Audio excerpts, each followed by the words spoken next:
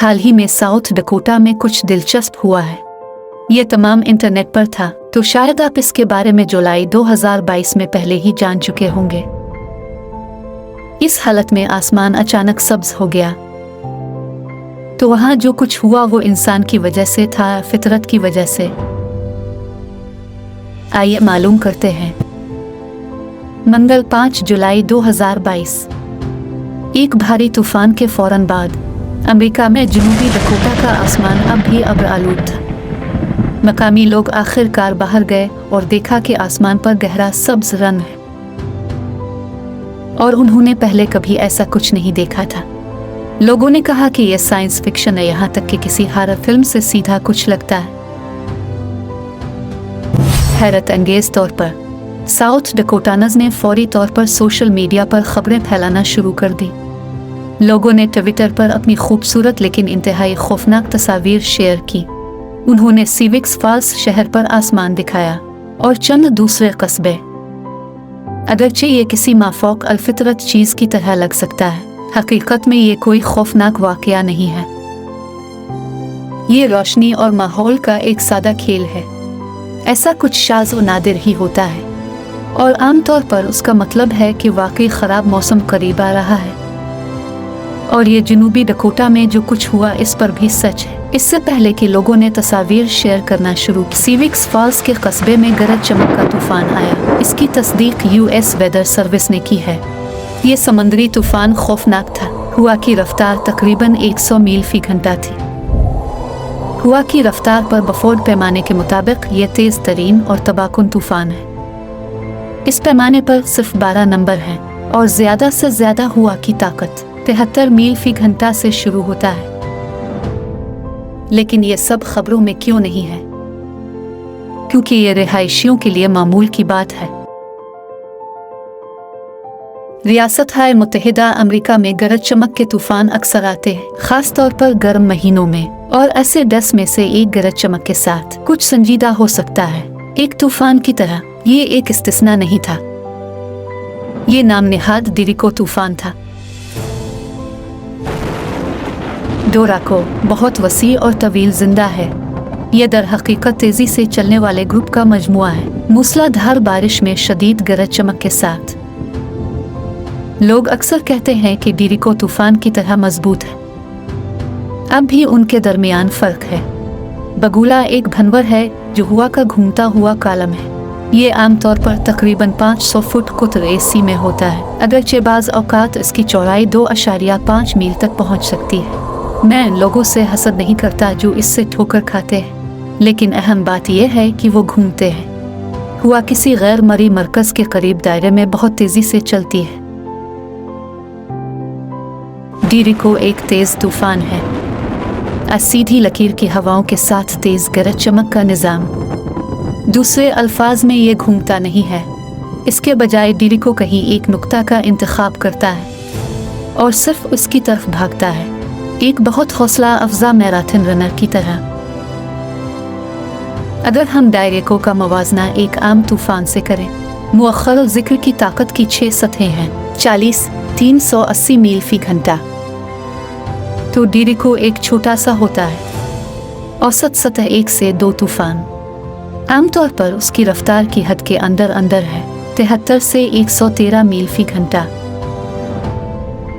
और दोनों सूरतों में उनके साथ गरज चमक के साथ शदीद तूफानी बिजली और बारिश हो सकती है। लेकिन फिर भी ये मुख्तलिफ चीज़ें हैं। तूफान डिरिको बन जाता है अगर इसके जरिया छोड़ा जाने वाला नुकसान 240 मील से ज़्यादा हो जाए, और अगर हवा की रफ्तार कम अज़ कम 58 मील फी घंटा है।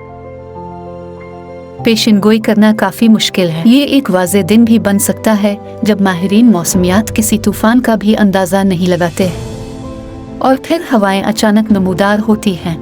ये इतना हैरानकुन है कि वो धमाका खेज़ भी महसूस कर सकते हैं। लेकिन नेशनल वेदर सर्विस ऐसा होने से कम अज़ कम आधा घंटा 1 घंटा पहले लोगों को खबरदार करने की कोशिश करती है, ताकि रिहायशियों को तैयारी और छुपने का वक्त मिले।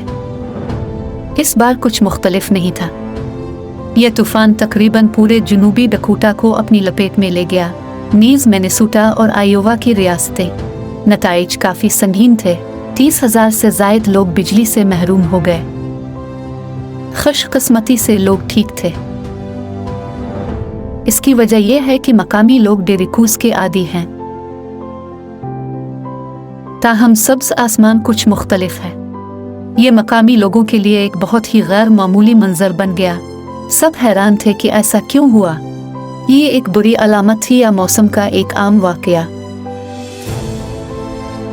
ईमानदार होने के लिए ठीक है, साइंसदानों के पास इसकी कतई वजाहत नहीं है, लेकिन अगरचे सिर्फ मफरूज़े हैं वो काफ़ी कायल हैं। सब्ज़ आसमान एक बहुत ही नायाब वाकया है। ज़्यादातर साइंसदानों का ख्याल है कि ऐसा इस वक्त होता है जब कोई ताकतवर तूफ़ान गुरूब आफ्ताब तुलू आफ्ताब से पहले इस इलाके के करीब आता है। फिर इस इलाके में आसमान सब्ज़ हो जाएगा। NBC के माहिर मौसमियात बिल केरेंस, जिसे एक बार खुद भी ऐसे ही वाक़ये का सामना करना पड़ा, तजवीज़ करता है कि सब्ज़ आसमान नमूदार हुआ तूफ़ान से पहले बड़े ओलों की वजह से। पहले इस बारे में बात करते हैं कि आसमान नीला क्यों नज़र आता है। अकोई और साया इसके मिजाज पर मुनहसर है। मुख्तसर ये कि सूरज बैक वक्त रंगीन स्पेक्ट्रम की तमाम शुआओं को ले जाता है। ये हमारे लिए कल सफ़ेद लग सकता है, लेकिन इसमें असल में एक ही वक्त में तमाम रंग होते हैं।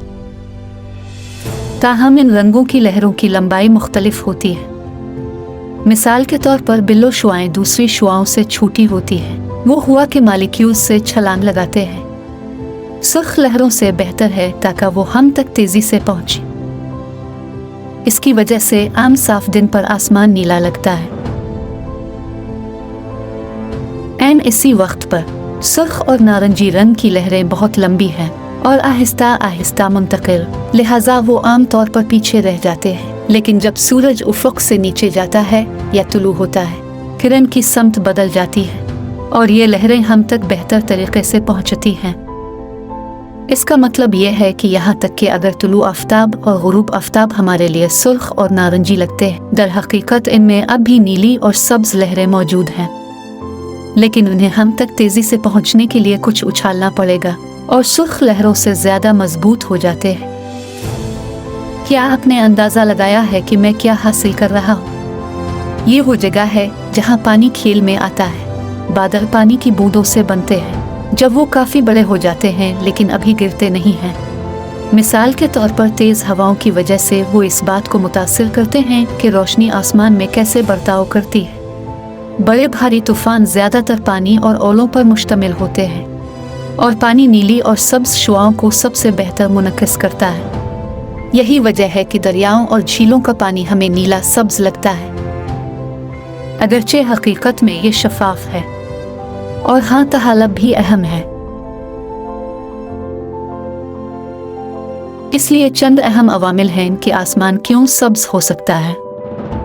सूरज से पहले उफ़ुक़ की सतह पर होना चाहिए।